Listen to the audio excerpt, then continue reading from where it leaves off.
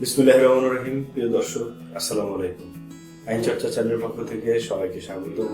আমি অ্যাডভোকেট নাহারুল ইসলাম, Bangladesh supreme court.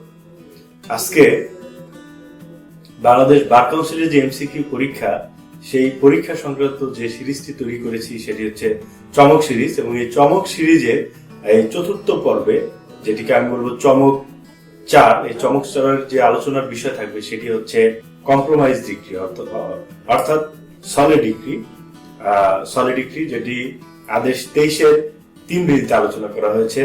এরপরে আদেশ 22-এর 1 বিধিতে আলোচনা করা হয়েছে পক্ষদ্বয়ের মৃত্যু, দেউলিয়া এবং বিবাহ। এরপর আমি আলোচনা করব 20 আদেশের 6 বিধি, যেখানে বলা হচ্ছে ডিক্রির বিষয়, ডিক্রি জারি এবং ডিক্রি জারিতে আদালতের ক্ষমতা। এরপর আলোচনা করব 96 আদেশের 1 বিধি, সেখানে আপিল সংক্রান্ত কথাবার্তা বলা হয়েছে, আপিল আদালতের ক্ষমতা সম্পর্কে বলা হয়েছে। এরপর আরো আলোচনা করব রিভিউটা 114 ধারার 1-এ বলা হয়েছে রিভিউ সম্পর্কে, এবং রিভিউ সম্পর্কে বলা হয়েছে 115 ধারাতে। আরো আলোচনা করব ধারা 144, সেখানে প্রত্যার্পণের কথা বলা হয়েছে, এবং 151 ধারা, যেটা আদালতের সহজাত ক্ষমতা সম্পর্কে বলা হয়েছে। এই থাকবে আজকের আলোচনার বিষয়। তো যেটি হচ্ছে যে আদেশ 23-এর বিধি 3-এ সলিড ডিক্রির কথা বলা হয়েছে, অর্থাৎ হচ্ছে কম্প্রোমাইজ ডিক্রি। কম্প্রোমাইজ ডিক্রিটা হচ্ছে যে আপোষ মূলে যখন কোনো ডিক্রি হবে, যখন বাদী এবং বিবাদী একটি বিষয়ে, যে বিষয়ে মামলা ছিল, তারা আপোষ করে ফেলবেন, সেটিকে বলবে আপোষনামা, এবং এই আপোষনামার ভিত্তিতে যে ডিক্রি হবে সেটি হচ্ছে সলিড ডিক্রি। এবং এই সলিড ডিক্রির বিরুদ্ধে কিন্তু কোনো আপিল করা যাবে না, বাদী এবং বিবাদী কেউই আপিল করতে পারবে না। এইভাবে কিন্তু প্রশ্নকর্তা প্রশ্ন করবেন যে সলিড ডিক্রির বিরুদ্ধে আপিল চলে কি না। অবশ্যই সলিড ডিক্রির বিরুদ্ধে কোনো আপিল চলবে না। 22-এর 1 বিধিতে যেটি বলা হয়েছে যে 22-এর মানে আদেশ 22 এবং বিধি হচ্ছে 1, সেখানে বলছে যে পক্ষসমূহের দেউলিয়া, মৃত্যু এবং বিবাহ। পক্ষসমূহ যদি দেখা যায় যে মোকদ্দমার কোনো একটা পক্ষ মৃত্যুবরণ করে, তাহলে কিন্তু সেই মৃত্যুর কারণে, অর্থাৎ কোনো এক পক্ষ যদি মৃত্যুবরণ করে, তাহলে মামলাটি বাতিল হয়ে যাবে না বা খারিজ হয়ে যাবে। এবং যদি কোনো পক্ষ দেউলিয়া হয়ে যায়, তাহলে কিন্তু মামলাটি খারিজ হবে না। তাদের ঊর্ধ্বতন যারা থাকবে তারা কিন্তু মামলাটি পরিচালনা করবে।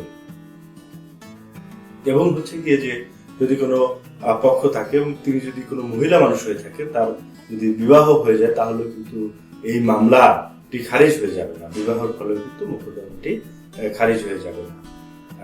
এই হচ্ছে যে 22 আদেশের 1 বিধিতে আলোচনা করা হয়েছে যে পক্ষগুলোর মৃত্যু, দেউলিয়া এবং বিবাহের কারণে মামলা খারিজ হবে না।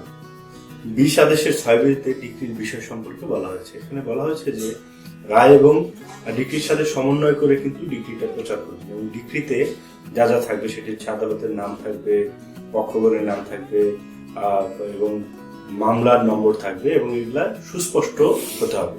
এবার বিষয় হচ্ছে যে একজন বিচারক তিনি যদি ডিক্রি যখন প্রচার করবেন, সেই মুহূর্তে যদি বদলি হয়ে যায়, তাহলে কি হবে? তাহলে হচ্ছে গিয়ে নতুন যে বিচারক আসবেন, তিনি কিন্তু ওই ডিক্রিটি প্রচার করে থাকবেন। ডিক্রি জারিতে, ডিক্রি কার্যকর করার ক্ষেত্রে কিন্তু মূল আদালত ডিক্রিটি কার্যকর করে থাকবেন, অর্থাৎ মূল আদালতে ডিক্রি জারি করে থাকবেন। এবং ডিক্রি জারি যখন করবেন, তখন কিন্তু যিনি যার প্রতিকূলে ডিক্রিটি দিয়ে থাকবেন, তাকে বলা হবে ডিক্রি দায়িক, এবং যার অনুকূলে দিবেন তিনি কিন্তু তাকে বলা হবে ডিক্রিদার। আর যদি কোনো অস্থাবর সম্পত্তির কোনো ডিক্রি দিয়ে থাকে, তাহলে ওই সম্পত্তিটা অবশ্যই তালিকা আকারে প্রকাশ করে দিতে হবে। এবং টাকা ব্যতীত যদি অন্য কোনো বিষয়বস্তু হয়, তাহলে কিন্তু সেটি লিখিত আকারে আবেদন দিয়ে ডিক্রি জারি করতে হবে। এবার বলবো যে ডিক্রি জারিতে আদালতের ক্ষমতা। ডিক্রি জারিতে আদালতের যে ক্ষমতা থাকবে সেটি হচ্ছে সম্পত্তির দখল, অর্পণ, দেওয়ানি কারাগারে আটক, রিসিভার নিয়োগ এবং সম্পত্তি ক্রোকের মাধ্যমে কিন্তু তিনি ডিক্রি জারি করে থাকবেন। এবং আরেকটি কথা হচ্ছে যে কোনো মহিলাকে কিন্তু দেওয়ানি কারাগারে আটক রাখা যাবে না। অর্থাৎ যে ডিক্রি জারিতে যদি কেউ বাধা দিয়ে থাকে, তাহলে কিন্তু তাকে দেওয়ানি কারাগারে 1 মাস পর্যন্ত আটক রাখা যায়। কিন্তু যদি কোনো মহিলা মানুষ হয়ে থাকে, তাহলে কিন্তু তাকে দেওয়ানি কারাগারে আটক রাখা যাবে না। এবার আমি বলবো যে ডিগ্রি জারিতে প্রয়োগযোগ্য সম্পত্তি কোনগুলো। প্রয়োগযোগ্য সম্পত্তি হচ্ছে জমি জায়গা, দালান কোঠা, ঘর বাড়ি, ব্যাংক নোটস, চেক, বিল, প্রমিজারি নোট ইত্যাদি হচ্ছে প্রয়োগযোগ্য সম্পত্তি। এবং কোনগুলো হচ্ছে প্রয়োগ করা যায় না সেগুলো হচ্ছে যে কৃষি কোনো পণ্য, কৃষি পণ্য অথবা কোনো গৃহস্থালির পণ্য অথবা হচ্ছে যে রান্নার সামগ্রী এবং হচ্ছে যে বিছানাপত্র অথবা স্ত্রীর গহনা অলংকার, এগুলো কিন্তু প্রয়োগ করা যাবে না। এবার আমি যে বিষয়টি নিয়ে আলোচনা করব সেটি হচ্ছে আপিল, রিভিউ এবং রিভিশন। আপিল মূলত দেওয়ানি কার্যবিধির 96(1) মানে ধারা 96(1) উপধারা 1-এ বর্ণনা করা হয়েছে যে আপিল আইনে আপিলের সংজ্ঞা ওইভাবে কিন্তু সুস্পষ্ট করা হয়নি। তবে আপিল হচ্ছে যে কোনো ঘটনা এবং আইনের প্রশ্নে নিম্ন আদালতের কোনো রায় বা ডিক্রিকে চ্যালেঞ্জ করে, কোনো ঘটনা বা আইনগত দিক থেকে অসারতা মনে করে সেই আদেশের বিরুদ্ধে চ্যালেঞ্জ করে উচ্চ আদালতে একটি দাখিলীয় দরখাস্তকে কিন্তু আপিল বলা হচ্ছে। এবং যদি কোনো সলে ডিক্রি হয়ে থাকে এবং সেই সলে ডিক্রির বিরুদ্ধে কিন্তু আপিল করা যাবে না। তবে আপিল অবশ্যই মূল ডিক্রি হতে আপিল করতে হবে। আর যারা মোকদ্দমার পক্ষ নয় এমন কোনো ব্যক্তি কিন্তু আপিল দায়ের করতে পারবেন না। রিভিউ সম্পর্কে দেওয়ানি কার্যবিধির 114 ধারাতে রিভিউ সম্পর্কে বলা হয়েছে। রিভিউ সম্পর্কে বলা হচ্ছে যে যেখানে কোনো আপিল বা রিভিশন চলে না সেখানে কিন্তু রিভিউ করতে হবে। এবং আরেকটি বিষয় হচ্ছে যে যেখানে আপিল করার কথা ছিল আপিল হয়নি সেখানে কিন্তু রিভিউ করা যাবে। এবং রিভিউটা হচ্ছে গিয়ে যে আদালত রায় দিয়েছিল সেই আদালতেই কিন্তু রিভিউ করতে হবে। অর্থাৎ মনে রাখতে হবে যে রিভিউ হচ্ছে সেই আদালত, অর্থাৎ যে আদালত আদেশ বা রায় দিয়েছে সেই আদালতে কিন্তু রিভিউ করতে হবে। আর রিভিশনের কথা বলা হয়েছে 115 ধারাতে দেওয়ানি কার্যবিধি, সেখানে বলা হয়েছে রিভিশনের কথা। রিভিশন বলতে কি বোঝানো হচ্ছে? রিভিশন বলতে বোঝানো হচ্ছে যখন শুধুমাত্র আইনের প্রশ্নে, অর্থাৎ নিম্ন আদালতের কোনো রায় বা আদেশকে আইনের দিক থেকে ভুল হয়েছে অথবা যথার্থ হয়নি মর্মে উচ্চ আদালতে যখন কোনো দরখাস্ত প্রদান করা হয় তাকে কিন্তু রিভিশন বলা হয়। অর্থাৎ যে আইনগত দিক থেকে ভুল ব্যাখ্যা করে নিম্ন আদালতের কোনো রায়কে চ্যালেঞ্জ করে উচ্চ আদালতে দাখিল একটি দরখাস্তকে রিভিশন বলা হচ্ছে। এবং এটি হচ্ছে যে 115(1)-এ উপধারাতে বলা হচ্ছে যে হাইকোর্টে রিভিশন করার কথা, এবং 115(2)-এ বলা হচ্ছে যে রাজস্ব কোর্টে রিভিশন করার কথা বলা হয়েছে। এবং যখন 5 লক্ষ টাকার বেশি হবে মূল্যমান তখনই কিন্তু হাইকোর্টে রিভিশন করতে হবে, এবং 5 লক্ষ টাকার কম যদি হয়ে থাকে তাহলে কিন্তু জজ কোর্টে রিভিশনটা করতে হবে।